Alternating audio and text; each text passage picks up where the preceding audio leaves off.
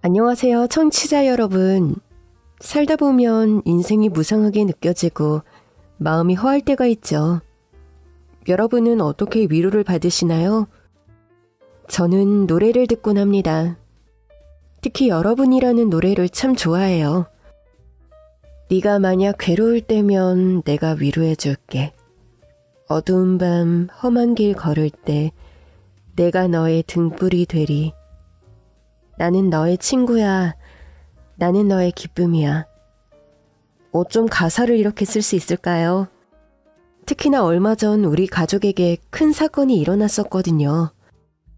모든 것이 지나고 요즘 이 노래를 들을 때면 먼저 떠나신 시어머니가 생각나 눈물이 나곤 합니다. 저는 어렸을 때 일찍 어머니를 여의었습니다.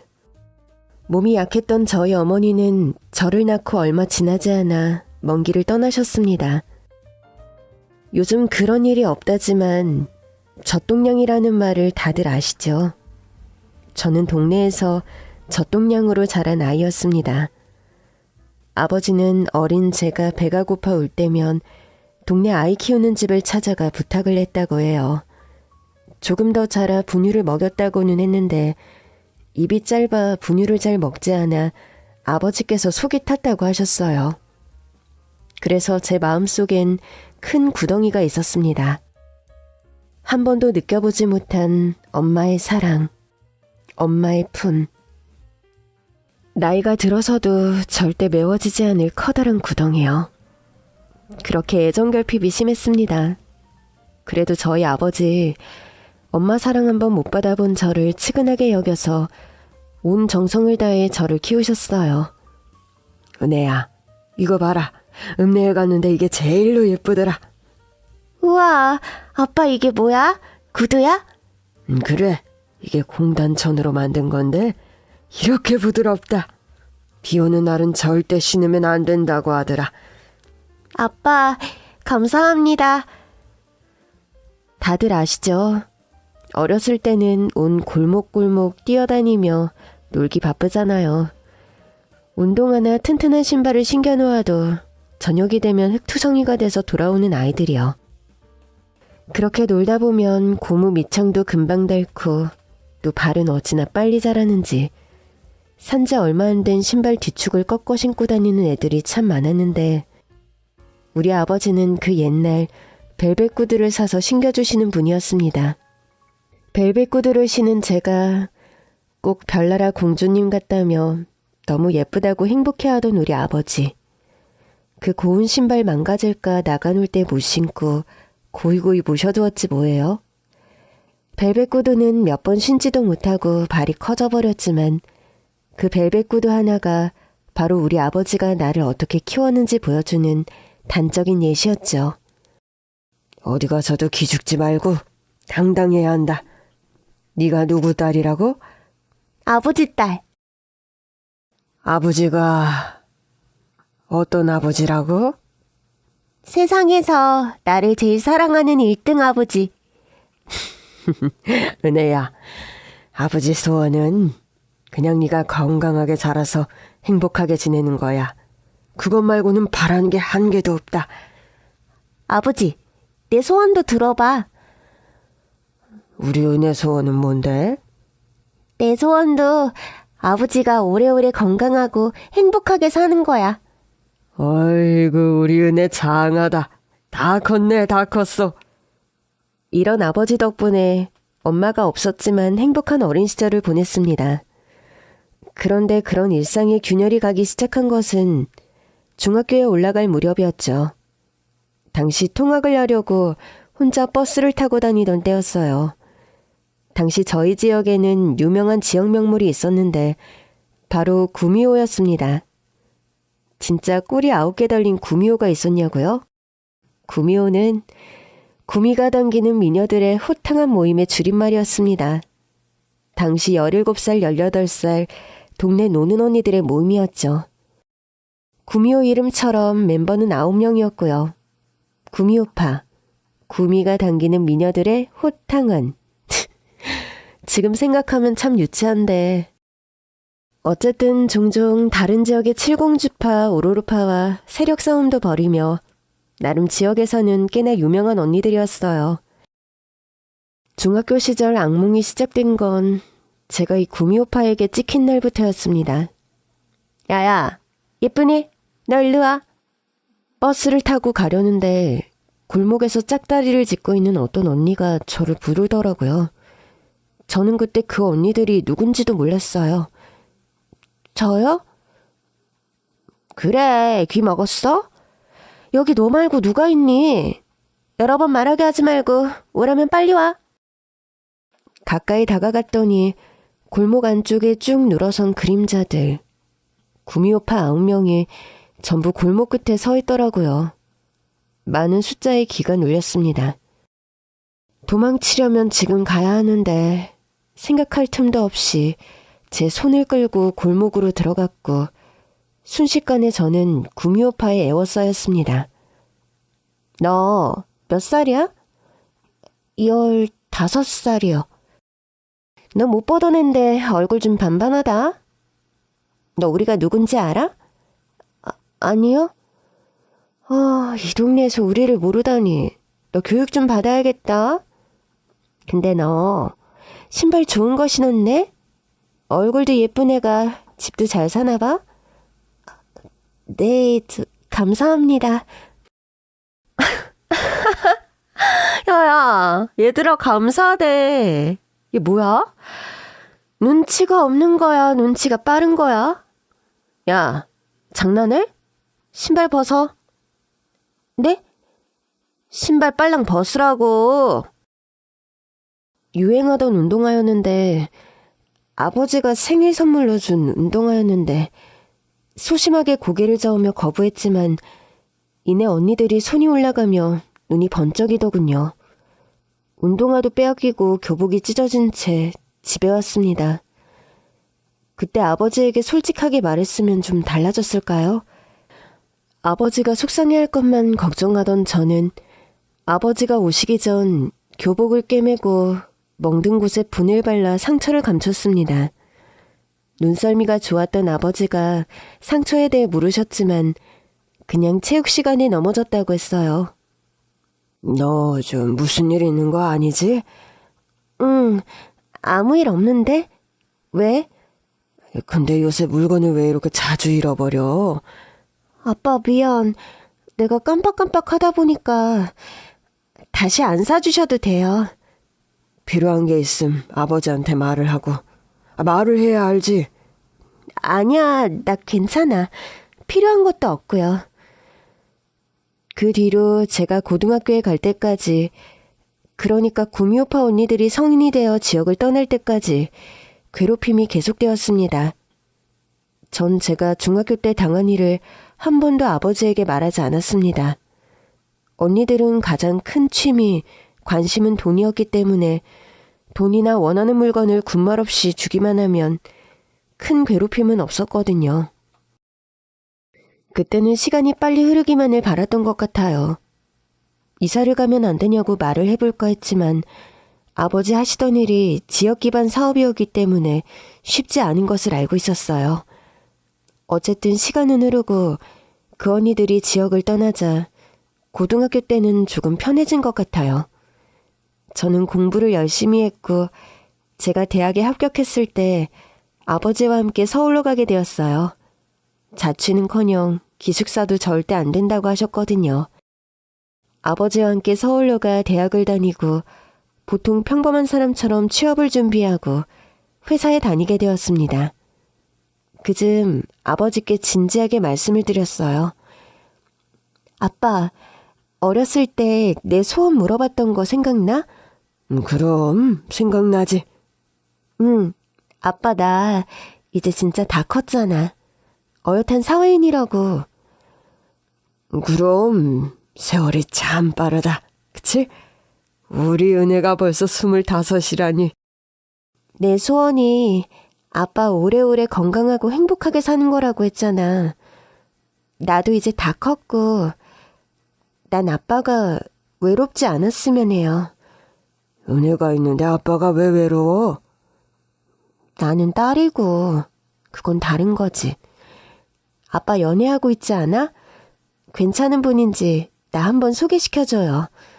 그리고 좋은 분이면 난 아빠가 재혼해서 잘 살았으면 좋겠어. 너 그걸 어떻게 알고? 으이그, 내가 아무리 회사 일이 바쁘지만 그런 거 하나 눈치 못 챌까봐? 요즘 이발도 자주 하고 핸드폰 보는 시간도 많고 주말에 약속 있다고 하고 티 엄청 내셨거든요? 어떤 분이에요? 그랬구나. 내가 먼저 말하려고 했는데 아빠처럼 젊을 때 혼자 된 사람이다. 사별을 한 건 아니고 이혼을 했다고 하는데 애를 못 낳는 몸이라 그렇게 되었다는구나. 그냥 긴 세월 홀로 외롭게 산 사람이야. 그렇구나. 언제 맛있는 밥 한 끼 같이 해요. 아빠의 재혼은 순조롭게 진행되었어요. 아빠의 세부인, 새어머니라는 말이 잘 나오지는 않더군요. 오랜 세월 여자 혼자 사는 게 쉽지 않았을 텐데 생각처럼 투박하거나 기가 센 편이 아니었습니다. 엄청 밝은 것도 아니고 내성적이고 수더분해 보이는 여자. 아빠와 참 잘 어울렸어요. 두 분이 결혼을 하시며 저는 회사 근방에 방을 얻어 따로 살게 되었습니다. 그리고 대학 다닐 때 선배였던 지금의 남편과 저는 9년 동안의 긴 연애 끝에 결혼을 하게 되었죠. 결혼 준비를 하며 아빠와 새어머니와 식사하는 자리가 있었어요. 저 부탁드릴 게 있어요. 나한테? 네, 제 결혼식 혼주서 새엄마가 빛내주셨으면 해요. 은혜야, 내가 그 자리에 있어도 되겠니? 그럼요. 벌써 두 분 함께 사신 지 5년이나 되었잖아요. 부탁드릴게요. 엄마. 조심스러운 저의 부탁에 새엄마 눈에는 눈물이 맺히셨죠. 고맙다. 고마워, 은혜야. 엄마 한복도 예쁘게 맞춰야죠. 제가 감사해요. 시댁에는 결혼 전 솔직하게 말씀을 드렸었어요. 시어머니께서는 이런 저희 집 상황에 전혀 개의치 않고 오히려 저를 애처롭게 생각하셨어요. 엄마 사랑이 얼마나 고팠을꼬. 아버지가 잘 키워주신 덕분에 네가 이렇게 예쁘고 훌륭하게 자랐구나. 우리 석이가 복도 많지. 어머님, 감사합니다. 예쁘게 봐주셔서 감사해요. 아니다. 우리 석이도 아버지 일찍녀이고 아버지 사랑에 고팠던 애인데. 사돈어른한테 든든한 아들 하나 생겼다고 생각해 주시면 좋겠구나. 결혼 전에 각자 집에 인사를 드린 뒤 어느덧 상견례 날짜가 다가왔습니다. 외동이었던 저는 아빠와 새엄마 이렇게 셋이 나가기로 했고 남편 집에서는 시어머니와 이미 결혼을 한 아주버님, 손윗동서되는 형님 이렇게 네 사람이 나오기로 했어요. 저희는 오랜 기간 연애를 했지만 가족에게 알리거나 서로 인사를 드린 적이 없었기 때문에 따로 인사를 드린 시어머니 외에 남편의 가족은 처음 만나는 것이었습니다. 그리고 상견례 당일 저희 가족은 장소에 먼저 도착해 앉아 있었죠. 고풍스러운 음악이 흐르는 한정식 집에 룸에 앉아 남편과 남편의 가족들을 기다리고 있었죠.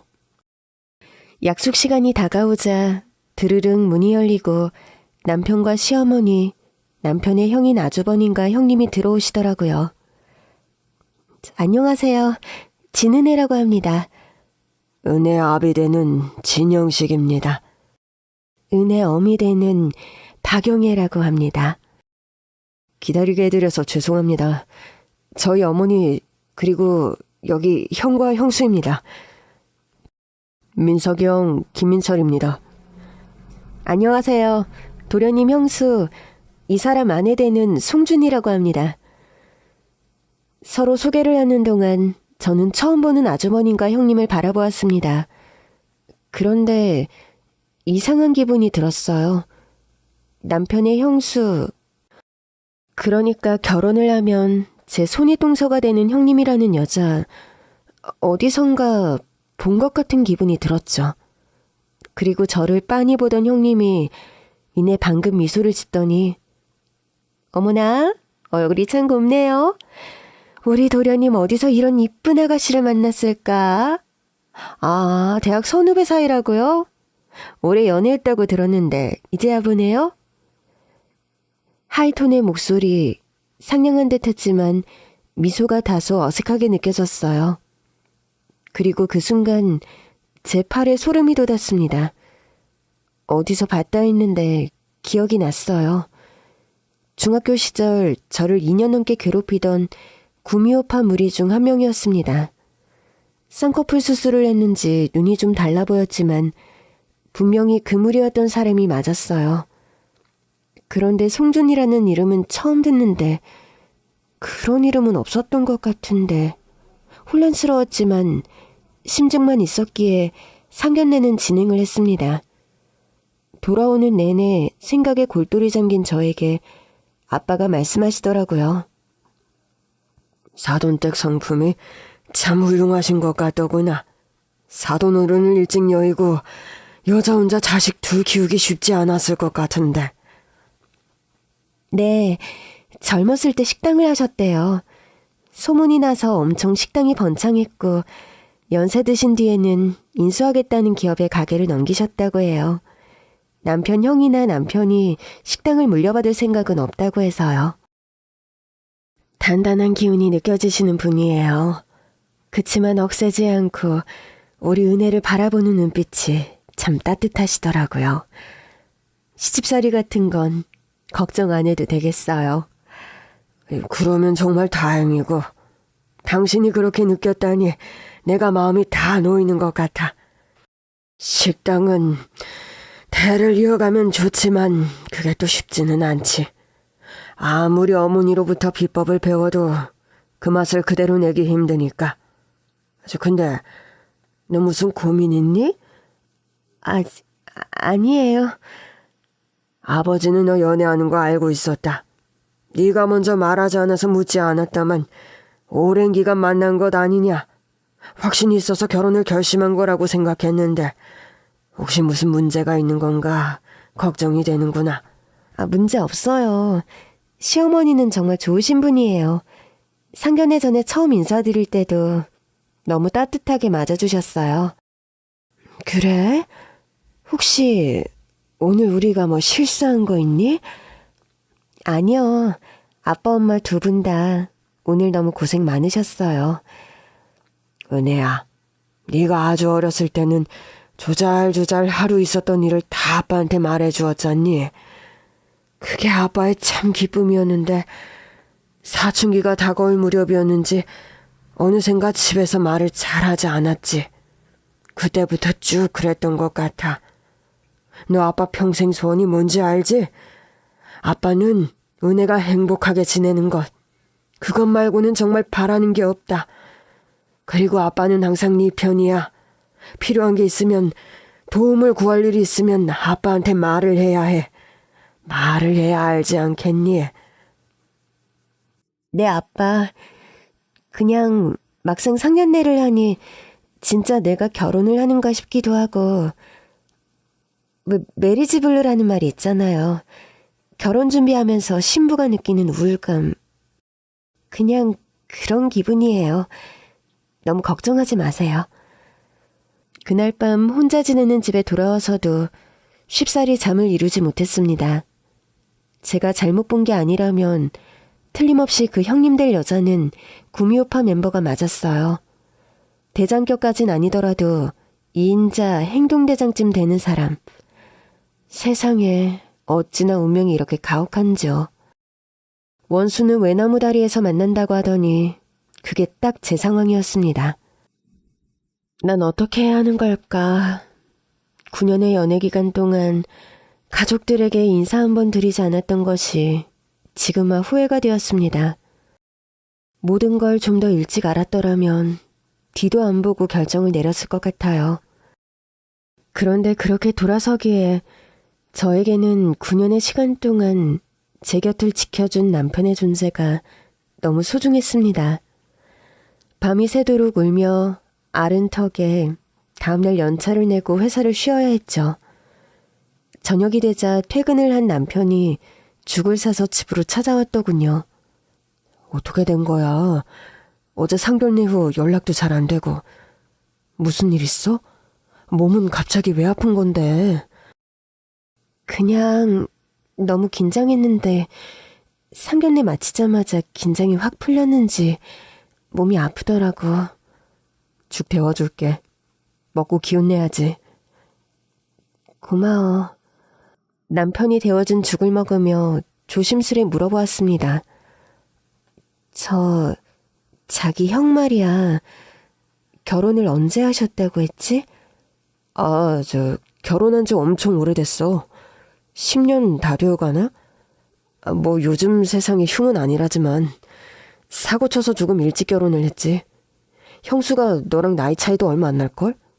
결혼을 엄청 일찍 한 거야. 그렇구나. 형수라는 분은 어떤 분이셔? 형수? 그냥 뭐 평범한 것 같은데? 결혼 전에는 미용했었대. 형을 처음 만난 것도 미용실에서 형 머리 잘라주다가 만난 거라고. 형도 형수도 성격 하나는 급하지. 만난 지 2개월 만에 애가 생기더니 그때부터 결혼까지는 3개월도 안 걸렸을걸? 그러니까 자기도 10년 가까이 봤다는 거지? 괜찮은 사람이고? 형수를 왜 그렇게 궁금해하는데? 무슨 일 있어? 아니야. 자기도 알잖아. 결혼하면 형님 동서 사이가 어려운 거. 그냥 앞으로 잘 지낼 수 있을지 걱정이 돼서.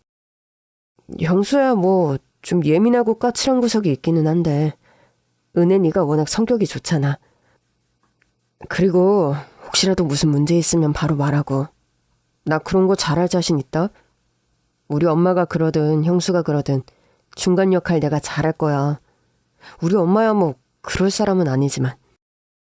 중학교 때 그 일, 그리고 이 결혼을 앞두고도 저는 지난 일에 대해 함구하기로 마음을 먹었습니다. 어렸을 때 아빠에게 걱정을 끼치기 싫었고 말해봤자 딱히 달라지는 것도 없을 것 같았어요. 그냥 나보다 몇 살 많은 그들이 빨리 성인이 되길 바랐고 시간은 흐르니까 곧 참았던 거예요. 이번 결혼을 앞두고는 밤새 고민하며 내린 결론이 그것이었습니다. 난 잘못이 없다, 떳떳하다. 만약 날 알아보았다면 마음 불편할 건 내가 아니라 그 여자다. 먼저 말을 꺼내진 않겠지만 나는 과거를 잊지는 않았다. 혼자 단단히 마음을 먹었죠. 근데 그 생각이 맞았나 봅니다. 상견례 후 형님은 남편에게 제가 얼굴값을 할 거라는 둥, 순둥해 보이지 않는다는 둥 이런저런 말을 흘리며 넌지시 결혼을 반대하는 듯 했지만 중간 역할 확실히 하겠다고 다짐한 남편은 형수에게 단호히 경고를 한 모양입니다. 그리고 우리는 결혼을 했어요. 결혼하고 첫 명절이 기억나네요. 손맛 좋은 어머님께서 음식은 거의 다 해놓으셨고 먹으러만 오라고 하셨는데 그럴 수가 있나요? 일찍 가서 뭐라도 좀 거들고 싶은 마음에 남편을 깨워 시댁에 일찍 갔습니다. 아주버님과 형님은 아직 오질 않았더라고요. 아가, 천천히 오라고 했는데 뭘 이리 서둘렀니? 서가, 네가 부지런을 떨어서 아침 대바라부터 새아기를 끌고 온 거니? 어머님, 제가 그이한테 일찍 오자고 한 거예요. 어머님 음식 너무 맛있는데 저도 거들면서 배우려고요. 어쩜 이렇게 마음이 고울까. 내가 복을 얻었지. 이렇게 예쁜 며느리를 얻고. 이거 내가 진즉 해놓은 건데 한번 맛 좀 볼래? 어머 어머님, 산적 너무 맛있어요. 그래? 짜진 않고? 나이가 들다 보니 정신도 없어서 간이 잘 맞는지도 모르겠구나. 어머님, 정말 너무 맛있어요. 이거 어떻게 하는 거예요? 저 정말 배우고 싶어요. 화기애애한 분위기 속 점심이 한참 지나고 아주버님과 형님, 조카가 시댁에 왔습니다. 동서, 일찍 왔네? 일찍 올 거면 나한테 미리 말을 하지. 시간 맞춰 같이 왔으면 좀 좋아. 제가 일찍 오자고 했어요, 형수님. 결혼하고 첫 명절인데 일찍 와야죠. 그러는 형수님은 일찍 오신다고 하더니 점심시간이 헐 지났네요. 시장하시죠? 은혜가 엄마 도와서 이것저것 했는데 상도 다 차렸으니 어서 드세요. 제 남편한테 저런 모습이 있는 줄 몰랐네요. 형님에게 형수님 형수님 하면서 꼬박꼬박 존댓말을 하며 사근사근 말하는데 말 한마디 한마디가 뼈 때리는 말이더라고요.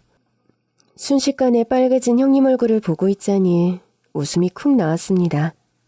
식사를 다 마치고 남자들은 조카들 데리고 밖에 나가고 어머님은 고단하신지 잠시 주무신다고 하셨죠. 조용한 거실에 형님과 저 둘만 남았습니다. 형님이 갑자기 차를 한잔 하자고 하더니 부엌으로 저를 데려가더군요.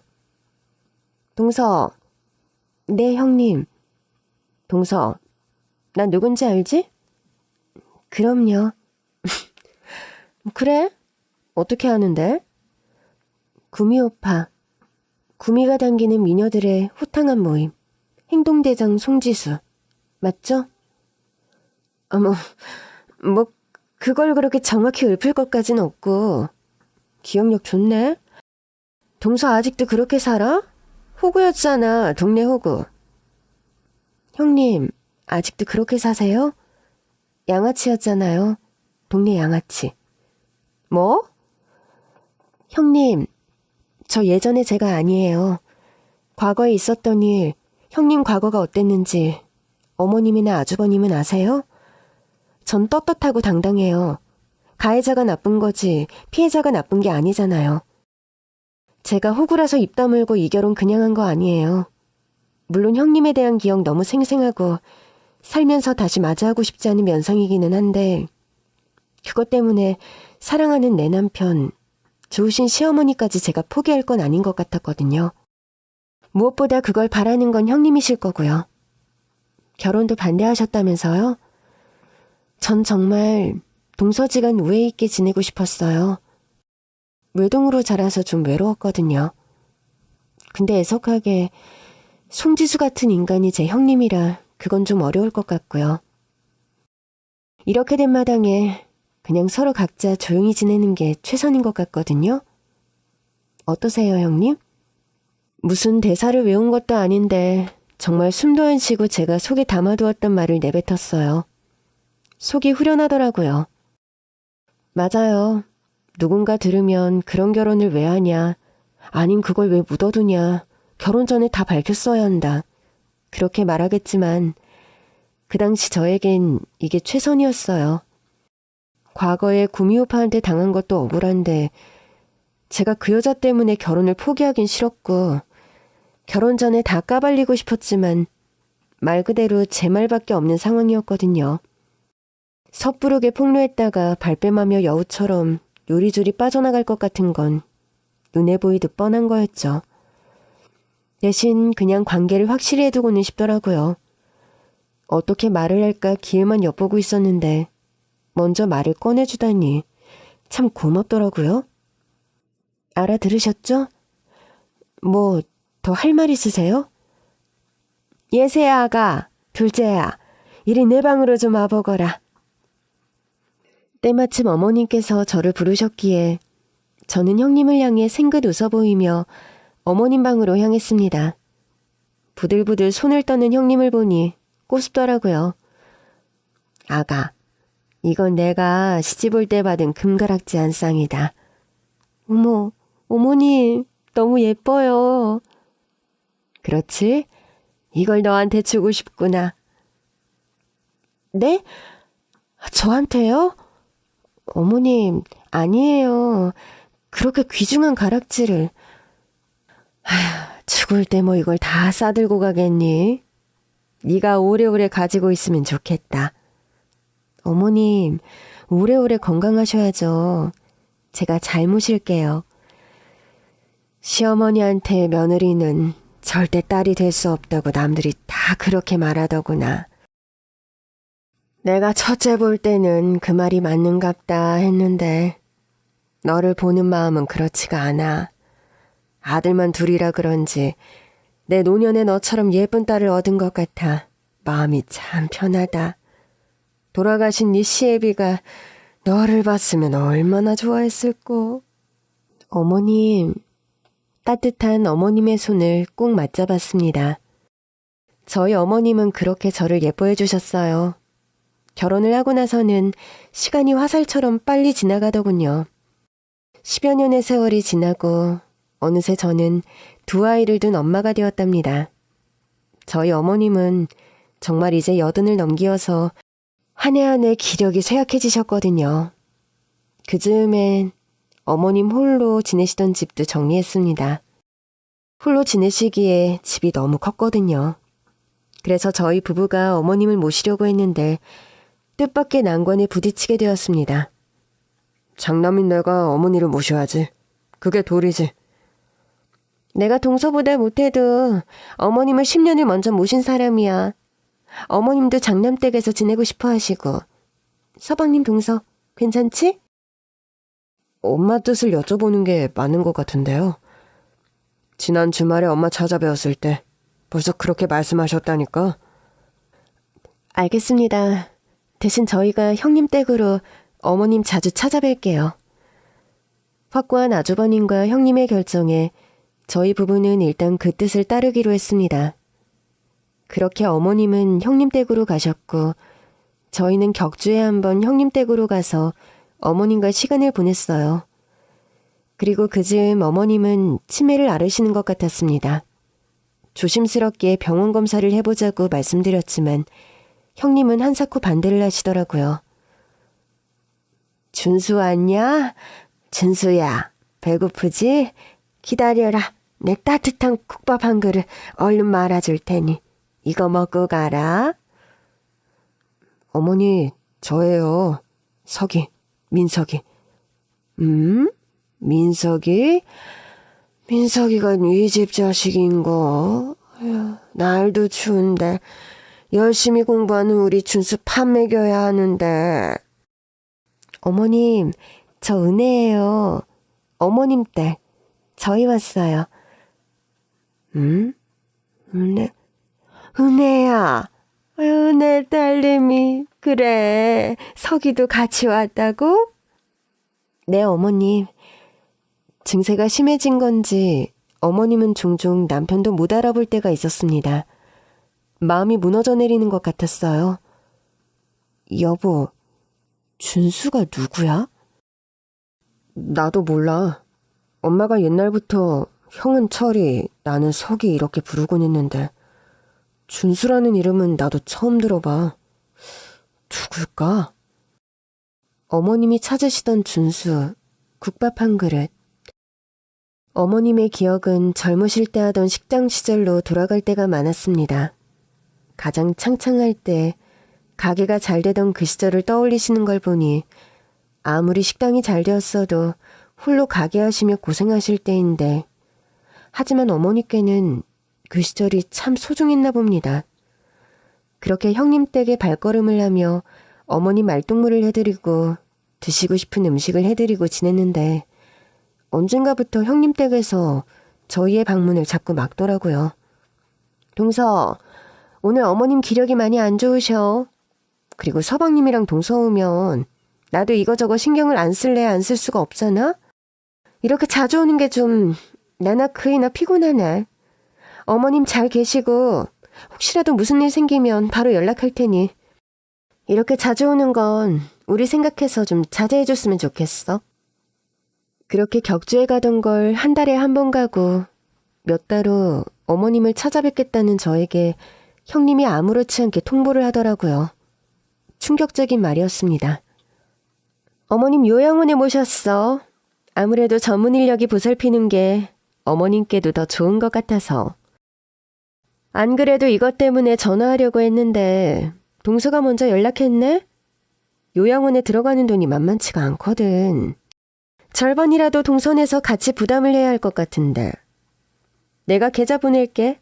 나한테 보내면 돼. 어머님이 요양원에요? 형님, 어쩜 저희한테 상의 한마디 안 하시고 그런 결정을 하셨어요. 어디예요? 어머님 어디 계시는데요? 아, 왜 이렇게 소리를 지르고 난리야? 뭐 꼭 내가 잘못한 사람처럼 몰아세우는데 상당히 기분이 불쾌하네, 동서. 형님을 닥달해 어머님이 계시다는 요양원을 알아냈어요. 그 길로 요양원으로 달려갔죠. 세상에나 못뵌 사이 비쩍 마른 어머님께서 멍하니 침대에 앉아 창밖을 보고 계시더라고요. 눈물이 왈칵 쏟아졌어요. 어머님, 저예요, 은혜. 어머님 딸 은혜 왔어요. 아가, 우리 딸, 왜 이제야 왔어? 애미 데리러 온 거야? 네, 어머님, 죄송해요. 늦어서. 저희 집으로 가요. 집? 어떤 집? 난 철이 집으로는 안 갈란다. 어머님, 석이 집이요. 어머니 둘째 아들 석이 집으로 가요. 석이, 나 석이네로 갈란다. 그렇게 퇴원 절차를 받고 어머님을 모시고 저희 집으로 왔습니다. 치매 증세가 더 심해진 것 같지는 않았어요. 가끔 준수라는 사람을 찾고 국밥집 이야기를 하셨지만 저희 집에 계시는 동안에 정신이 온전하실 때가 더 많았던 것 같습니다. 공원이 코앞인 저희 동네에 정을 붙이고 날이 좋을 때면 동네 노인정에 가서 시간을 보내곤 하셨죠. 노인분들끼리 고스톱을 자주 치셨는데 소소하게 몇천 원씩 따는 날이면 두유, 땅콩 과자 같은 군것질거리도 집에 들고 오셨답니다. 저희 집에 계실 때 어머님 상태가 호전되자 아주버님이나 형님도 다른 소리를 못했어요. 생전 저희 집에 오는 일이 없었는데 어머님 뵙겠다는 명목으로 부부가 저희 집 방문도 하더군요. 어머님 다니신다는 노인정이 어디야? 어머님 노인정 언제 가셔? 설마 어머님이 혼자 왔다 갔다 하시게 하는 건 아니지? 그럼요. 보통은 제가 모셔다 드려요. 어머님이 노인정에 언제 가시는데? 동서가 매번 모셔다 드리는 것도 일인데 어머님 노인정 모셔다 드리는 건 내가 할게. 우리 집이 그렇게 먼 것도 아닌데 나도 이 정도는 해야지. 형님도 마음이 그랬는지 어머님 좋아하는 음식도 해다가 저희 집에 가져다 주고 어머님을 모인정에 모셔다 드리는 등 뒤늦은 며느리돌이를 하더군요. 사실 상의 없이 어머님을 요양원에 모셔놓은 일로 남편은 화가 안 풀려 아주버님과 형님을 안 보는 상황이었어요. 그러던 어느 날 여느 때처럼 형님이 어머님을 노인정에 모셔다 드렸고 저는 잠시 다른 일을 보고 있던 상황이었습니다. 전화가 한 통 걸려오더군요. 전화를 받는 순간 저는 다리가 풀려 그만 바닥에 주저앉을 뻔했습니다. 노인정에서 사고가 났다는 거예요.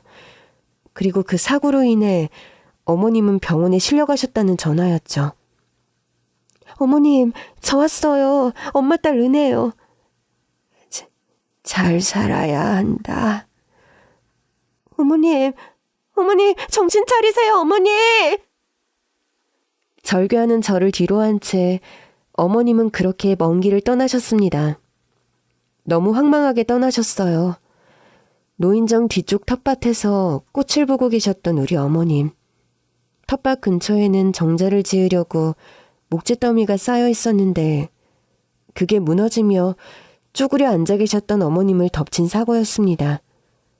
정말 너무 허망하고 분통하더라고요. 장례가 치러졌고 다녀가신 문상객들 중에는 제가 며느리가 아니라 딸인 줄 알았다는 분들도 있었어요. 정말 저는 저희 시어머님을 친엄마처럼 그렇게 여기며 살아왔기에 헤아릴 수 없는 슬픔, 상실감이 너무도 컸습니다. 장례식을 마치자 아주버님과 형님은 본격적으로 적극 나서 유산 이야기를 하더라고요. 세상에나 조의금까지도 누가 뭘 더 간내만해 하는 모습에 치가 떨렸습니다. 천박한 사람들, 돈밖에 모르는 사람들.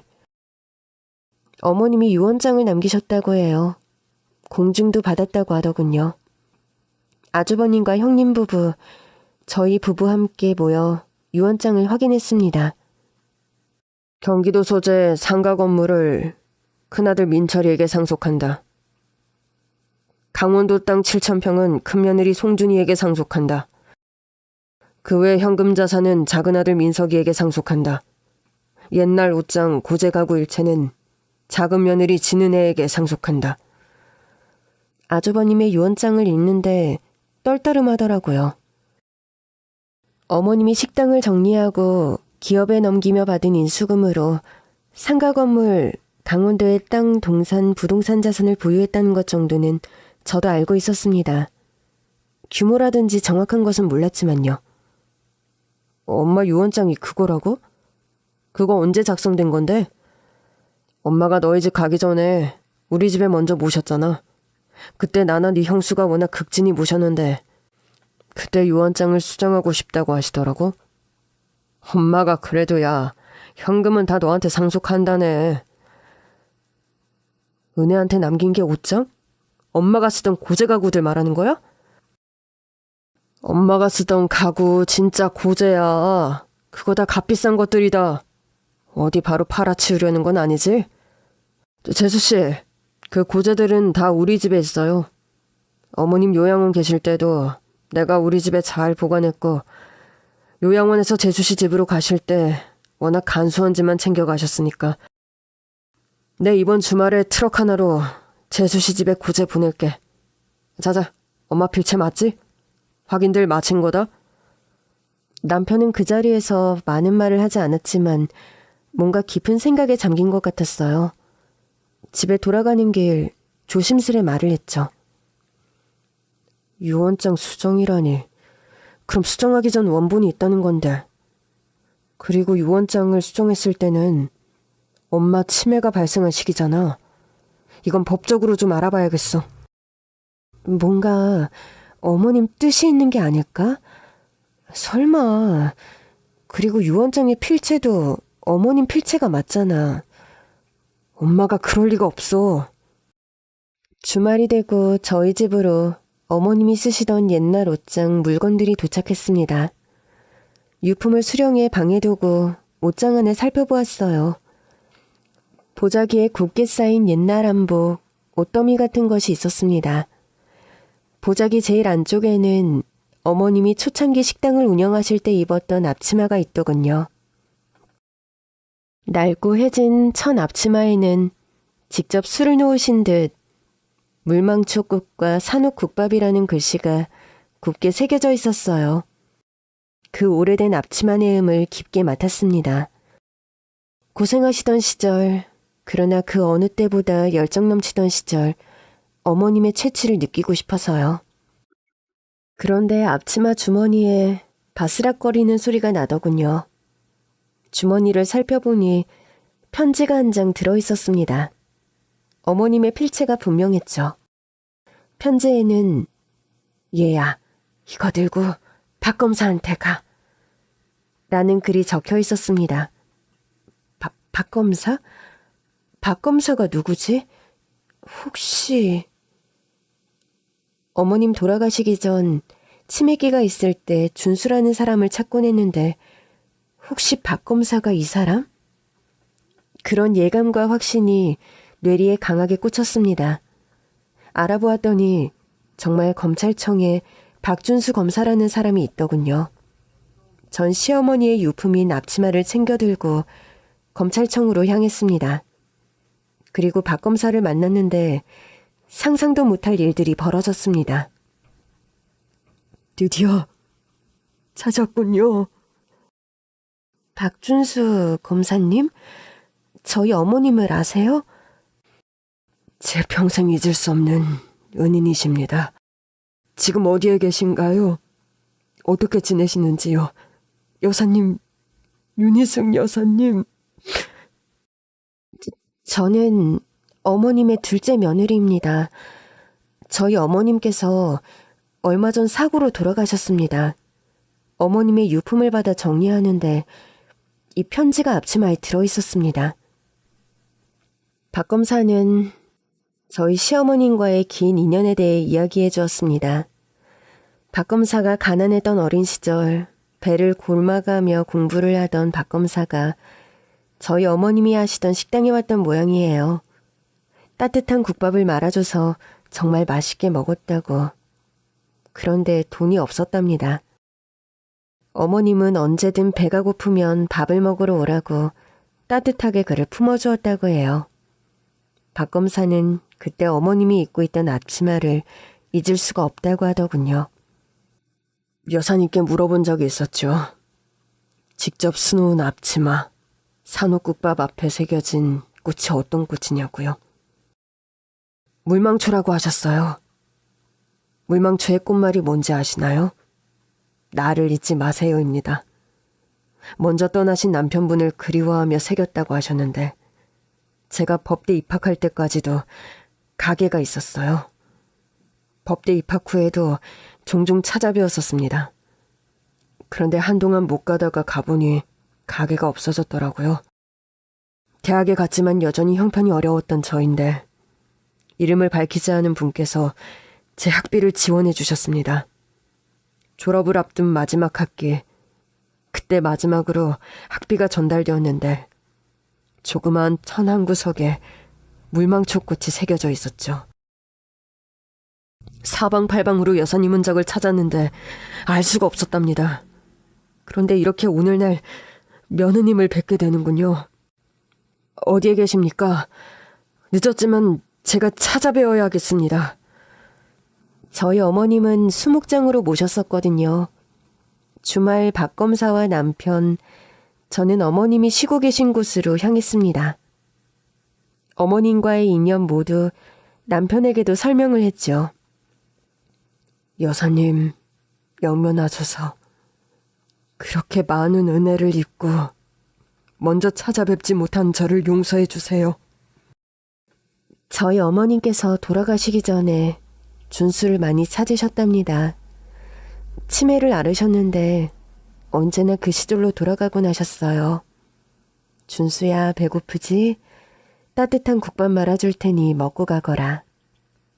이 말씀을 많이 하셨답니다. 정말 여사님이 아니었으면 오늘 저는 없었을 겁니다. 그런데 여사님께서는 어떤 사고를 당하신 건가요? 그날 오래도록 저희 부부와 박 검사는 이야기를 나눴습니다. 박 검사는 노인정 사고에 대해 의문을 표하더군요.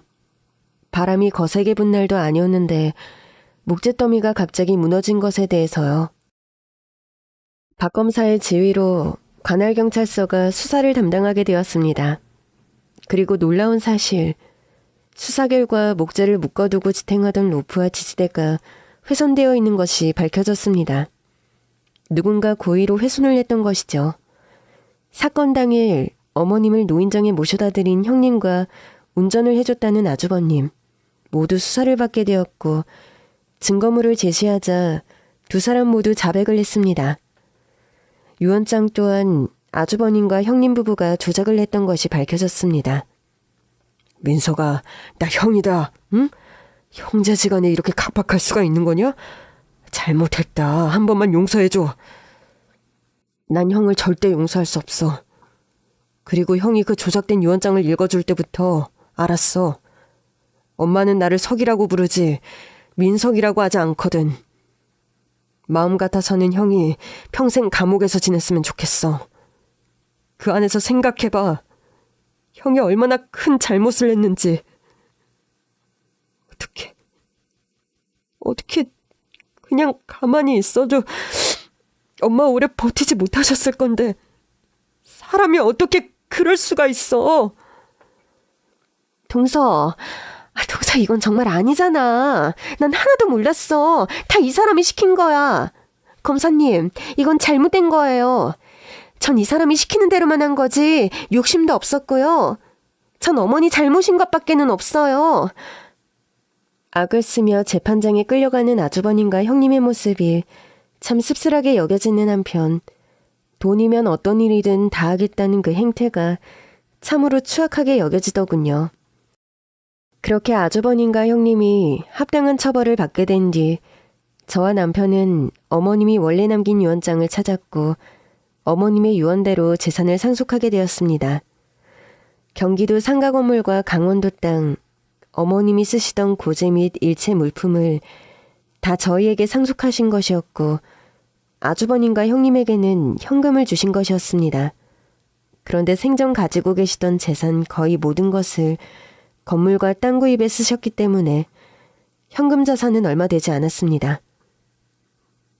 그래도 조카들은 죄가 없잖아. 당신 생각도 그래?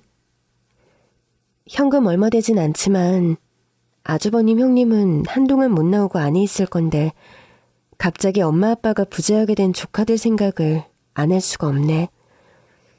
성인이 되었다고는 하나 공부며 앞으로 할 게 많은 조카들.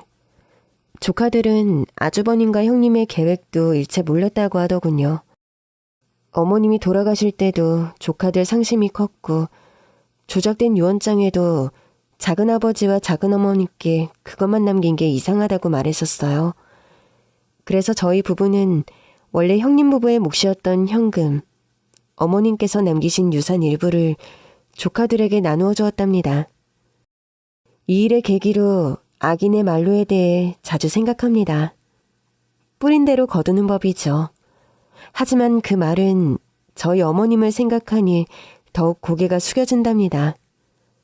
홀로 국밥집을 하시며 어려웠던 시절에도 배를 골마가며 공부를 하던 박검사를 돌보셨던 거예요. 어머님은 살아생전 박검사에게 연락을 하진 않으셨지만 박검사가 사법고시 통과 후 검사가 되고 어디에 근무하고 하는 소식은 알고 계셨던 것 같습니다. 그리고 혹시나 만약을 대비해 가장 믿을 만한 사람이었던 저에게 그 편지를 남긴 것이었어요.